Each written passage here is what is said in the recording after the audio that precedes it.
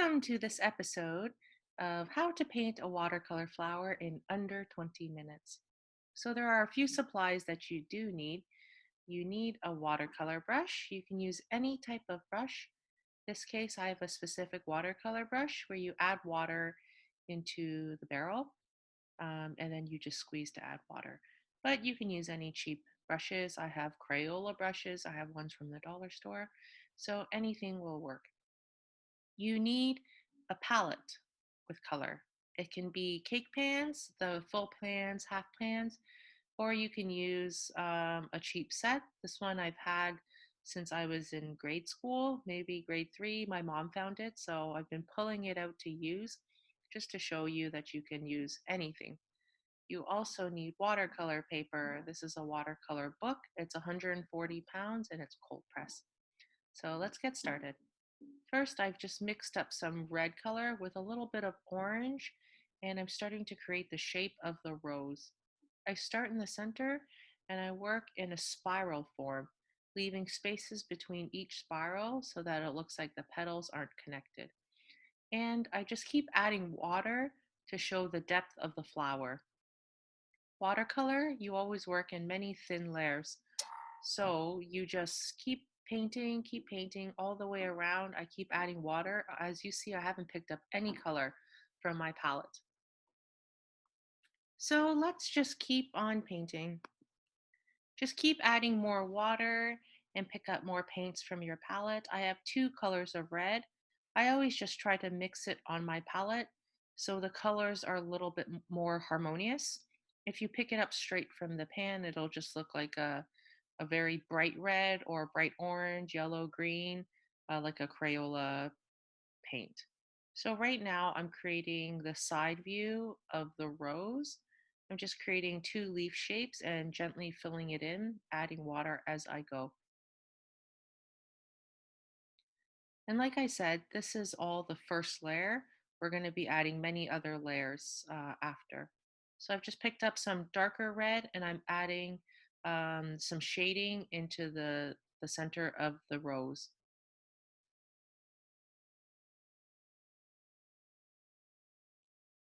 Just keep adding water if your colors are too dark.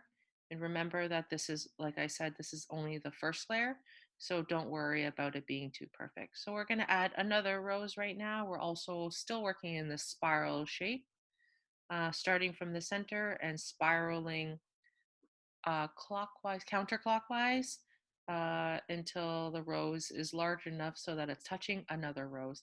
And just keep leaving blank spaces, leaving water, adding water to it.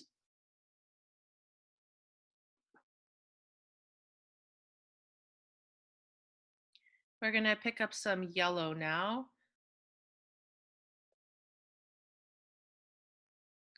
I'm just adding it to my palette so it mixes in with the other previous colors, which is a little bit of red and orange, so it's not too vibrant and bright.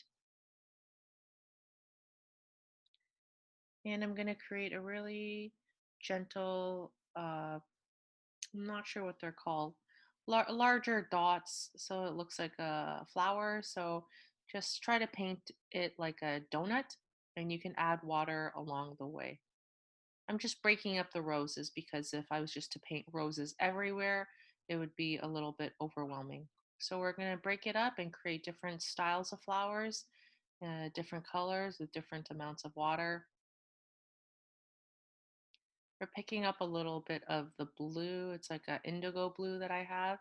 I actually ran out of blue, so I just filled it up with a paint tube and then I just let it dry in my palette for maybe a week or so. So I'm just adding the blue. It's mixed in a little bit with the yellow, so it blends in nicely with the whole painting. And we're gonna apply the same method that we did for the other roses, which is creating in a spiral form, starting from the center with the most amount of paint and then adding water along the ways until you almost touch another flower. So that's when you know you have to stop. You just leave maybe a millimeter of space between each flower. I'm picking up the same blue right now and I'm creating these very They look like pine leaves, like a Christmas tree leaves. So I just create one vine and then I swoosh it out to create the branches. I'm creating some very little blueberry type fruits things, just as in a little circle. So that's nice, nice and simple. Just add little circles, add little dots, sort of look like grapes right now.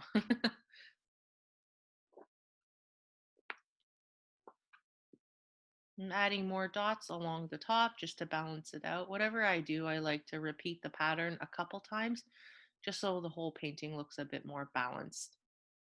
Because you wouldn't want to do one here, one there, one everywhere. You just want to keep it consistent, keep it harmonious so that the painting looks balanced visually by the eye, even if it's not symmetrical. I'm just picking up a little bit of more blue and I'm doing a wet on wet from the center of the grape and pulling it down towards the flowers.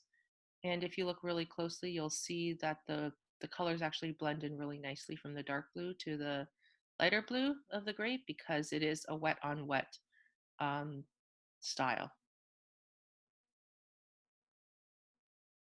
So now I'm just taking the blue, the same blue that I have, mixed with a tiny bit of green, and I'm creating some leaves. These leaves, sometimes I outline them and sometimes I don't, just to make them look a little bit separate and different. So I'm adding more green right now to my palette just to make it a little bit darker. And this looks really light right now, but you can always add many, many layers. Watercolor is done in multiple layers. So you just have to think that the white of the paper is the actual white of the painting. There is no white in watercolor. So just create in very thin layers. You can always come back and add more. That's why it looks so faint and light. So right now I'm creating more grape shaped dots. You can add whatever color you have used in this palette. I've used reds, orange, yellows, greens, and blues, pretty much every color from my palette. And I'm just adding it with the vine, a little squiggly vine, and it is a wet on wet because the dots are actually still wet. And I'm just pulling it towards the center. I still have paint on my pen, so I might as well use that dark green and make a couple more leaves. I'm just taking a pause. I'm using my breath and I'm breathing in and out, really just drying my palette just so I can work on the next little bit. You can also use a hair dryer, but I've decided just to breathe on certain parts because the water is layered very lightly. It doesn't take that long to dry. I've added some dark brown and some green on the palette. I've mixed it up previously, and I'm adding these larger leaves. When you create foliages of different sizes, it makes the painting look very unique so that you're not just using one style of leaf, one style of color, one shape of leaf. It's nice to just have a different variety of leaves. So large, smalls, fat, thins, just keep adding layers of leaves and everything will come together. I'm using the same green. I haven't picked up any more color. I'm just adding more water and adding smaller leaves around the yellow flower because all leaves aren't the same, just like all humans aren't the same. We're all made differently, right? So same with nature, same with leaves.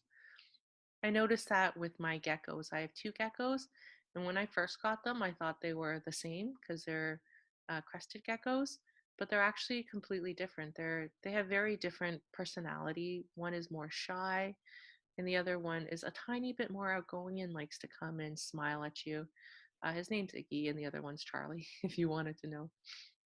So right now, I just picked up a little bit of the purple that was already previously on my palette, and I'm just doing a second layer of the blueberries, which now are grapes. So I'm keeping it harmonious and I'm adding more purples, purple circles in another area just to tie in the other purple grapes. And I'm adding some thin lines. I've washed my brush a little bit just to create a thinner line. just to make a branch for the purple grapes. So we're adding a couple more branches, just thin lines using the same green brown mixture that we had.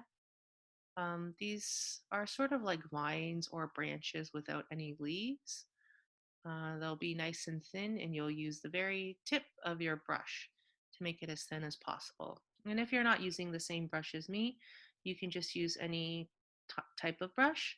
And I just cut it down a little bit around the edges to make it a little bit more sharp. So right now I'm just adding my second layer of the yellow flower, adding a couple little dots. They're similar to the poppy flowers that I've created before, which is the red donut around the outside and black dots. Now these are just brown dots because in this palette I'm trying not to use any blacks. I'm going to try to make it very nice and faint. So we'll use the same brown and we'll create some leaves here and there, like fall foliage, picking up water whenever you feel like you need to.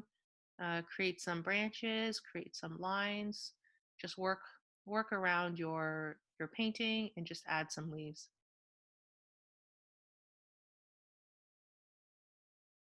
We're going to create more green lines. These look like grass. And we're going to add some leaves. This is a wet on wet, so it merges really nicely with the paper. I really like wet on wet. I just find it's very pretty. And I like when the colors melt into each other. Like right now I've added a little bit of brown to my previous green leaves. And when I put them side by side, they look, I use the word a lot, harmonious. They just look like they belong together. They look like they belong to part of the family. So I'm just doing the same thing, picking up paint and water as I go, just to make the leaves look a little bit different. And it's amazing actually how many colors you can get with just one color of paint or one or two colors of paint. It's really nice. Like I forget about that when I do acrylic painting. I don't think I mix as carefully as I do with watercolor. Because with acrylic painting, you can do many layers on top of layers. But with watercolor painting, you have to be a lot more careful because you have to preserve the white of the paper. There isn't really a white in watercolor. You can cheat and use a little bit of white acrylic paint if you wanted to highlight like the eyes or something, but you're not really supposed to use white, so I don't really use white. I try to preserve the paper's white, and I try to work in many thin layers. So right now we just picked up a little bit of the indigo blue that we had before, or any blue, and all I'm doing is going around in a spiral again, around the outer edges of the flowers, highlighting the very top part of the flower, just to create a little bit more depth. So I'm just picking up a little bit more water and a bit more red. I'm going to keep working through this. I'm adding another flower here. It looks like a little poppy, a little donut shaped flower. The smaller the flower is, the less intricate it has to be. So it can just be blotches and then you can add texture and layers afterwards. Right now we're picking up the same red. We're adding more deepness into the center of the rose just to make it look like there is a little bit more depth in this rose. And there's two colors of red. I'm not sure if you can tell that. Just adding a little bit more depth to the donut flowers and back to the rose flower, just highlighting the edges. And you don't need to paint in every single area. I pretty much, if that looks like a petal, I just paint on one side because if you imagine shadow and light and where the light hits, if you look at any object, the light hits only one area and then the rest could be in shadow. So you have to think about that for a rose as well. And that's only my second layer of color on that rose. And it's already looking pretty good. You can keep adding layers and keep adding dimension and depth. I just picked up a little bit of the indigo blue again, added a little bit of water just so my brush won't be um, so vibrant with the blue. And I'm just creating some thin vines, which turn out to be leaves. So to make a leaf, you just pull your brush on the thinnest area You push it down so it's the fattest area of your brush, and then you pull it out again. And and for me, I change the pressure of my hand depending on the direction that I face. So I always think that each leaf has a characteristic and they have to face a certain way towards the sunlight. So a leaf could face 3 o'clock. This one is 7 o'clock, 6 o'clock, 5 o'clock, 8 o'clock, 9 o'clock. So just think of random numbers. If you want to repeat your phone number, you can do that, and just make sure the leaves all face a different way so it doesn't look like everything is facing the same way, because these flowers are in direct sunlight and they're blooming out, so the leaves are facing outwards. So I'm just taking a breath right now, just blowing off, drying off some certain areas that I don't want my hands to accidentally touch. And now, because in this palette I'm not using any black, I've used some dark blue, and I'm going to make the centers of the poppies. So just like the other yellow flowers, just add blue dots. And I'm also adding a couple dots in the red flower. It's really easy to hide your mistakes if you haven't noticed. If you don't like the flower or how it's turning out, you can easily add a few dots in the center just to hide it, and it looks fine. Like, no one really sees the mistake other than yourself. And like when you're creating, you're not trying to create a masterpiece. You're just trying to create for your own mental well-being, to fuel your creativity, to keep your mind active, especially these days while we're all in self isolation. It's good just to check in with yourself. And for me, I just like to paint. I like to mindlessly paint like I am doing now. I go on live feed very often and I just paint. There is no perfection. I'm not trying to make it perfect, but I know if this flower doesn't look good, I know how to fake it and try to change it a little bit.